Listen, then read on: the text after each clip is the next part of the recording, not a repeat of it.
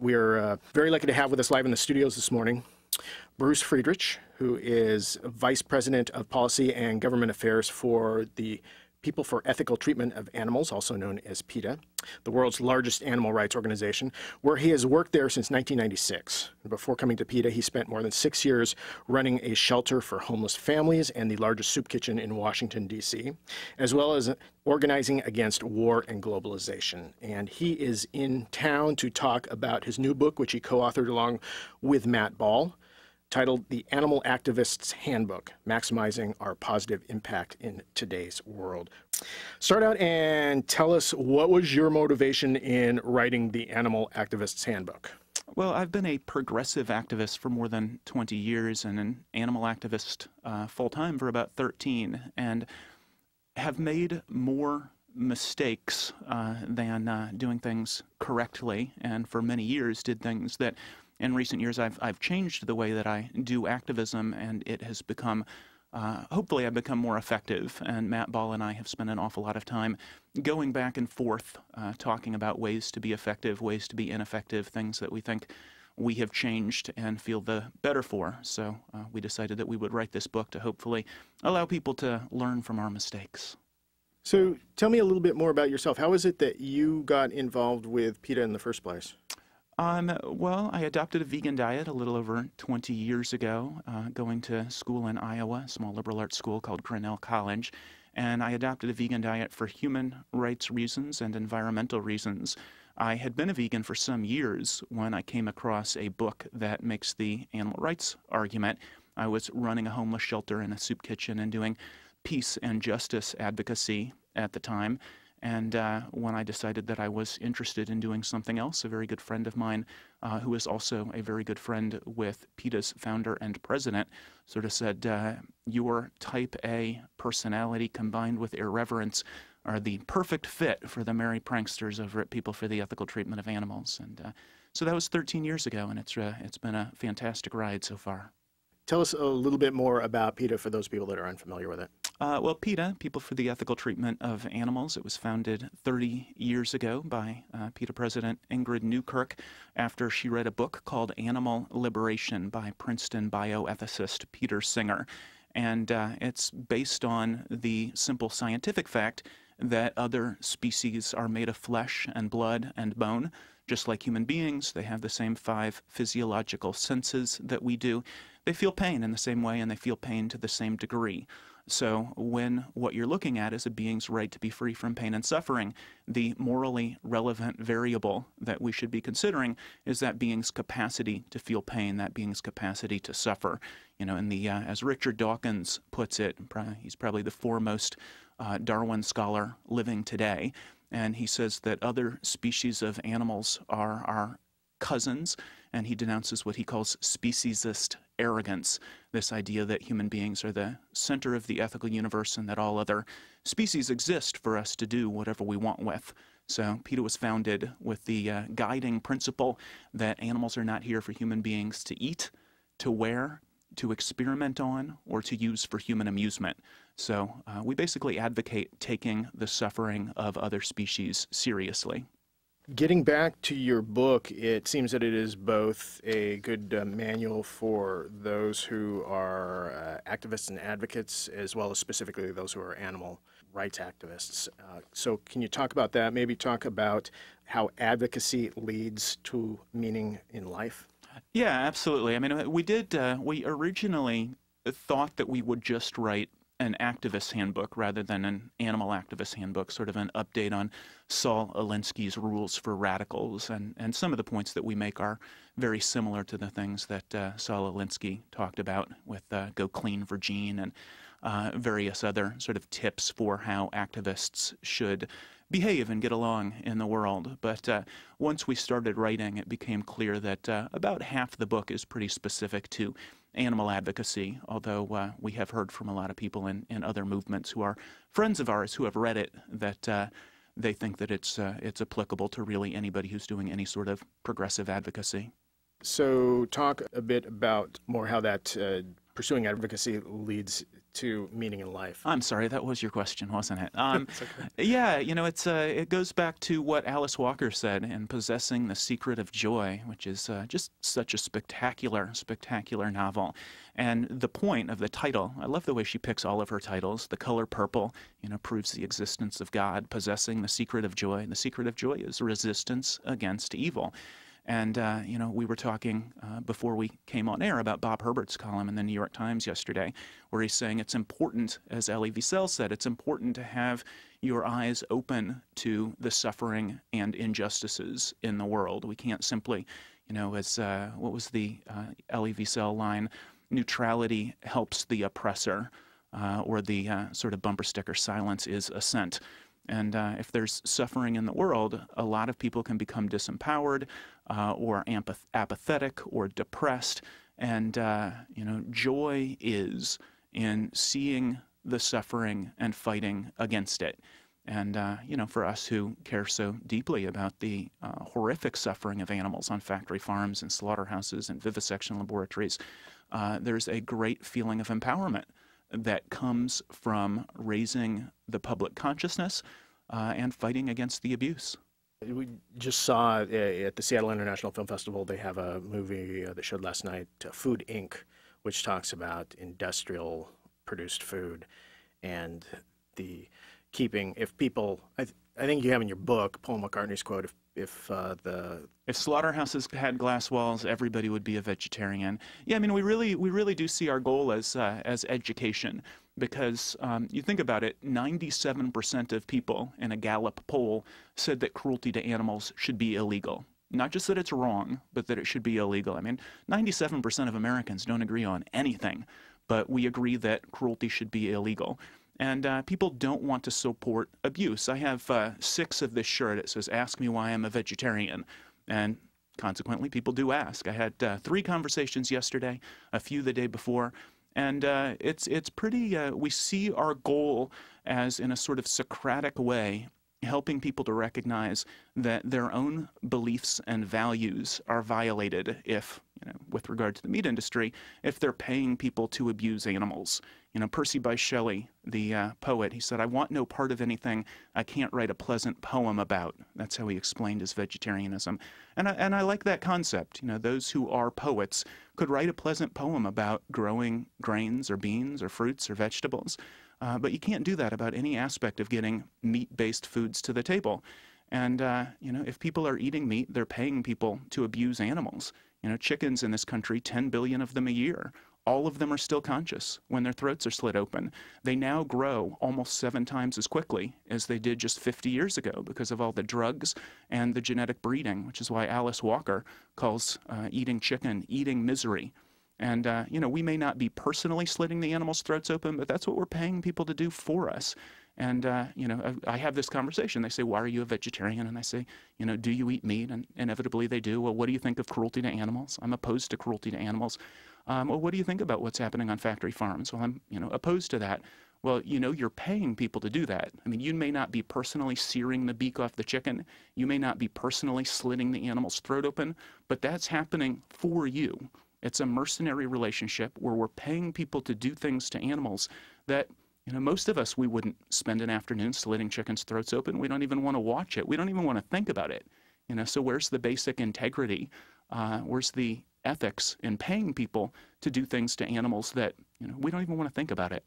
They also had in the film, they showed the conditions under which these chickens are raised, and these giant warehouses, literally, where there's like no room for them to move. They're so heavy, I understand, because they're growing them just to produce breast meat, that these chickens literally can't walk for more than a few steps because they don't have the leg muscles to keep themselves up. Well, yeah, I mean, that's exactly right. They're slaughtered now when they're 40 days old. They're taking about a day off that every single year because of the genetic breeding and the all of the drugs that these chickens are fed.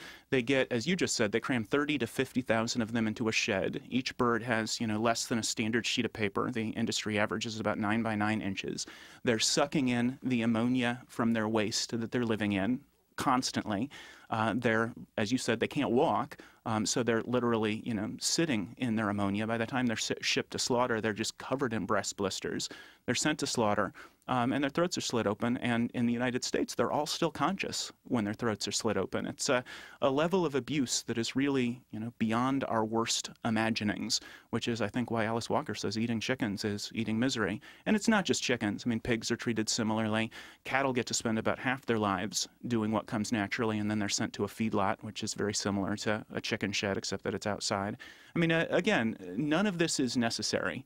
We don't have to consume animal products, and in fact, we'd be healthier if we didn't. It's environmentally, hugely catastrophic. It steals food out of the mouths of the global poor, and it supports cruelty to animals that would revolt us if we actually had to watch it. So, I mean, that's a pretty unassailable case, and most people just haven't thought about it. So again, we see our goal as primarily educational and helping people to make their own decisions about whether they want to, in this sort of mercenary way, pay people to slit animals' throats open.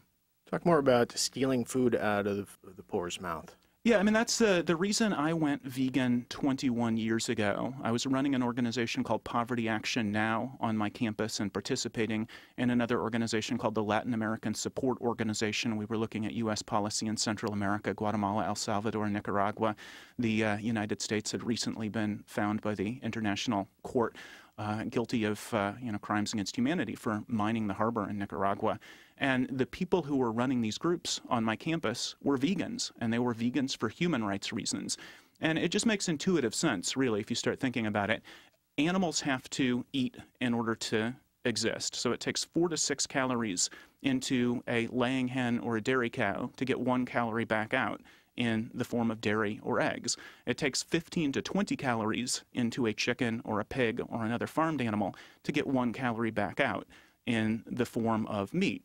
So, who of us would go to our refrigerator, take out 15 plates of pasta, dump them in the trash, and then eat 1 plate of pasta? Nobody would do that. People are horrified by that concept.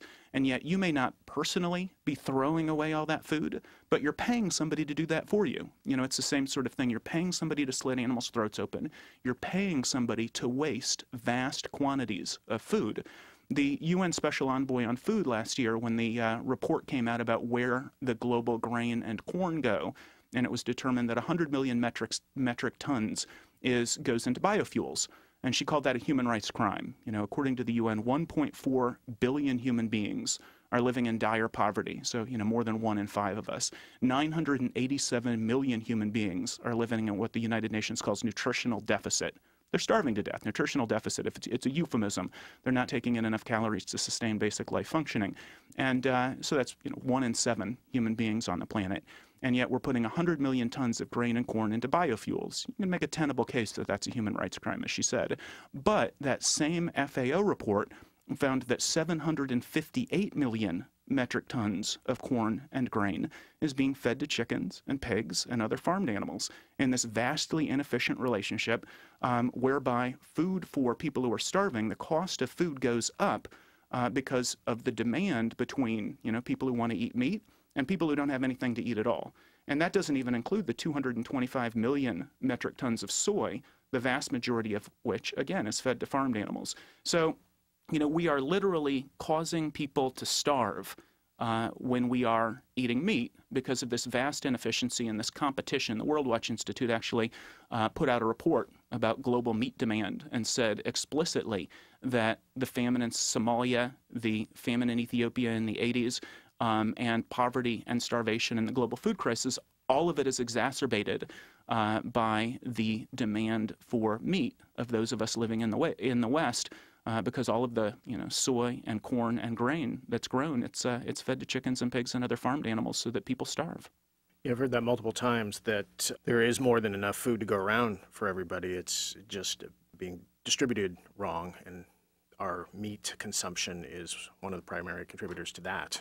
Yeah, and it's interesting because the economists and even people like Paul Krugman and Nicholas Kristof and other people who are writing about these issues, they talk about demand for meat in China and India causing people to starve, and it's because it's growing, whereas here it's kind of leveled off. But it's the global demand for meat that is the problem. So, I mean, if we ate less or, none, that would free up an awful lot of resources for people who were starving. And, even leaving aside the whole, sort of starvation issue, most people are attempting to be environmentalists. Most people are attempting to cut down on our carbon footprint. And yet the United Nations, in a different report called Livestock's Long Shadow, they found that about 18% of all global warming is attributable to the meat industry.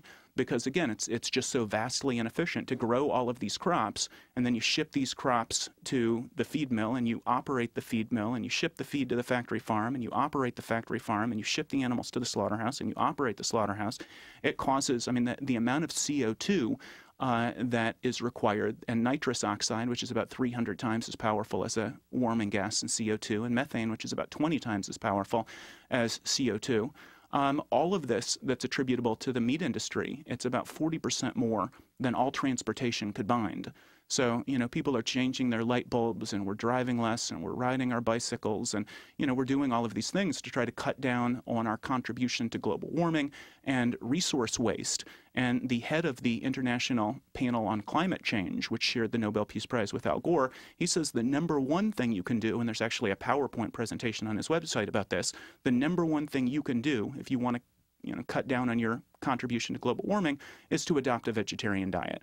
So when you switched over, was it just cold turkey, or did you take a while to transition?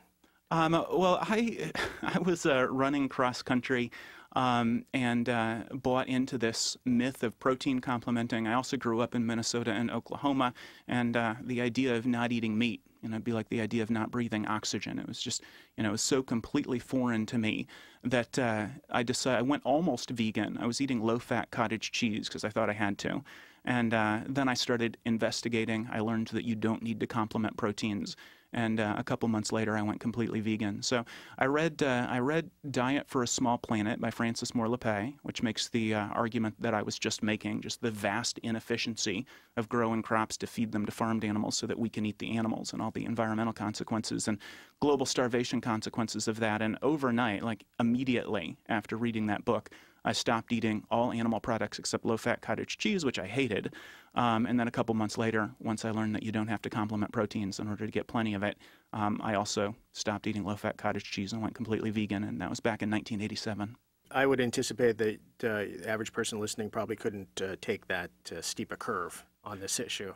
I guess it depends. I think I've talked to a lot of people who went incrementally. And I've talked to a lot of people who, once they got education, they decided, yeah, I want no part of that. For me, it was my, lefty faith base that was largely responsible. And from an environmental standpoint, it's like anytime, if anybody ever went to their refrigerator and threw away 15 plates of food, no matter what else they were doing for the environment, you would say that is anti-environmental.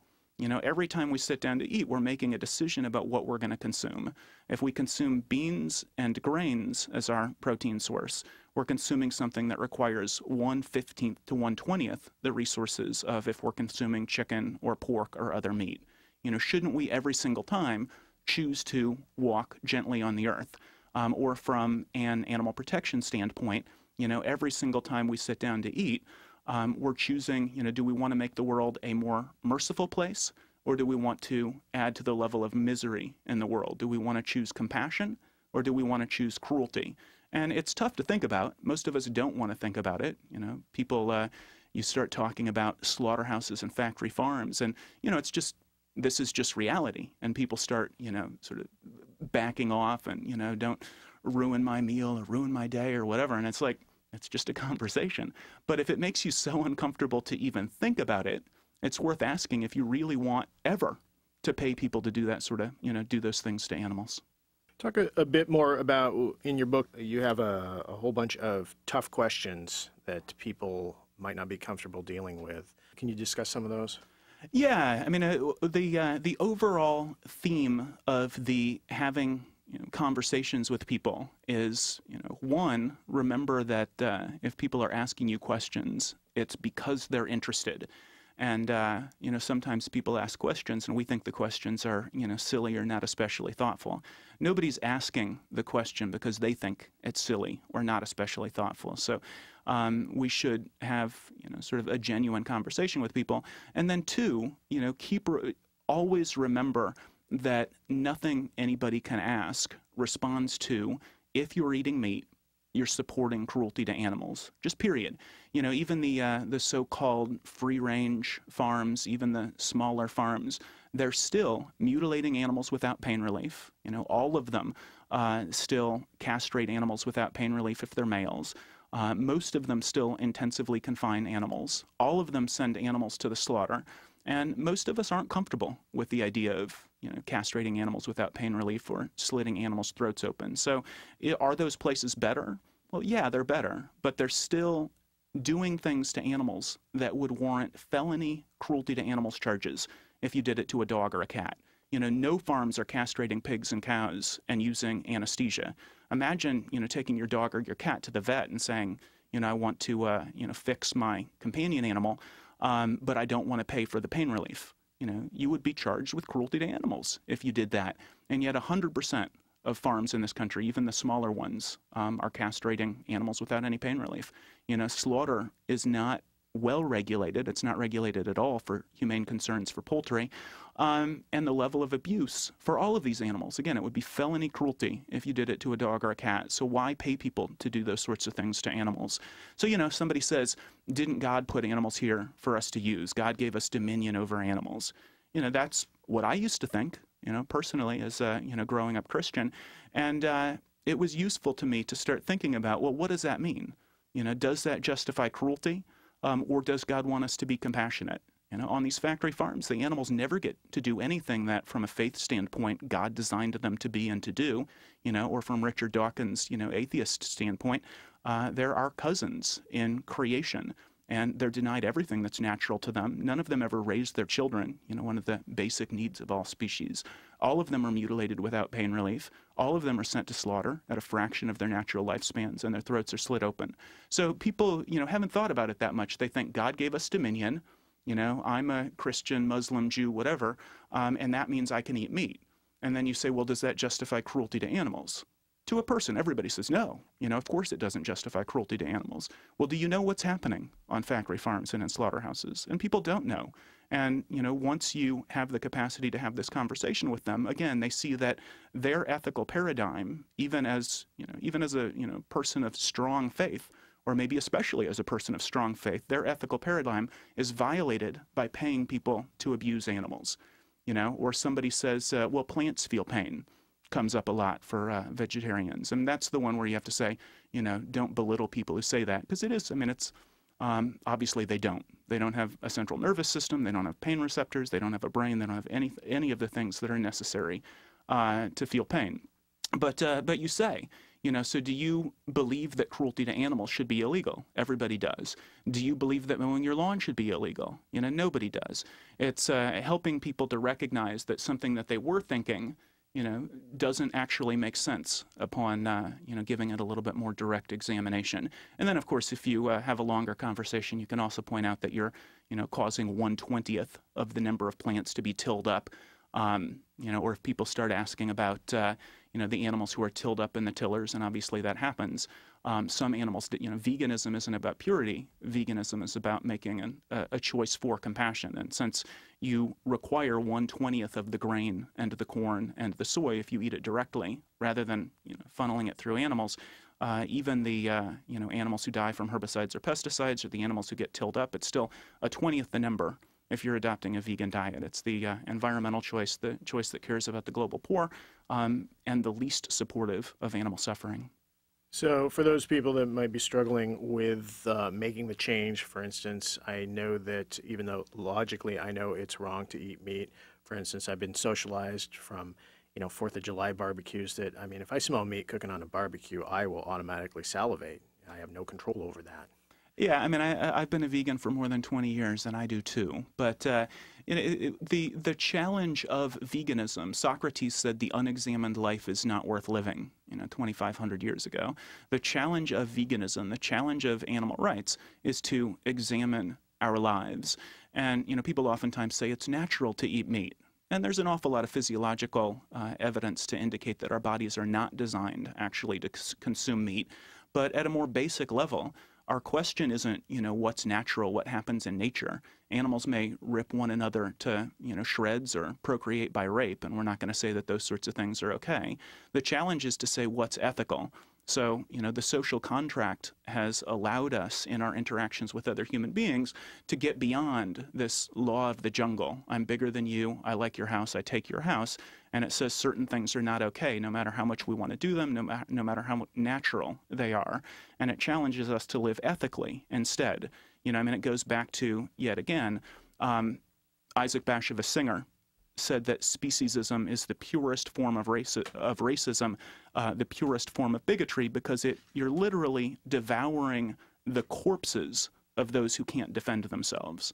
It's you're eating their bodies, and for nothing more than a palate preference. You're trading their most basic need and desire against something that you will have forgotten in 20 minutes.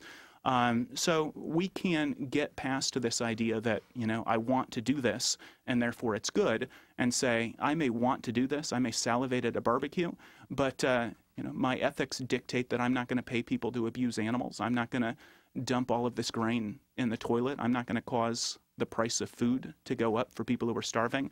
I'm going to eat something vegan. And thankfully, vegan foods have become quite spectacular. There's a Gardein protein that my hunting, meat-eating, fur-wearing relatives even, and they wouldn't lie to me. They would tell me if they thought it tasted like paste. They think it's absolutely spectacular. So there are really fantastic veggie burgers and faux chickens and other things that people can eat instead if they want an alternative like that. We're talking with Bruce Friedrich, who is Vice President of Policy and Government Affairs for the People for the Ethical Treatment of Animals, also known as PETA. And if people need any more info about PETA and its work? PETA.org, PETA.org. And then we have a vegetarian website, which is just goveg.com, and people can see video and learn all about, with citations, the things I've been talking about. Very good. Well, with that, we are unfortunately out of time. I want to thank you very much for coming in and spending time with us this morning. Hey, I appreciate the invitation. Thank you so much.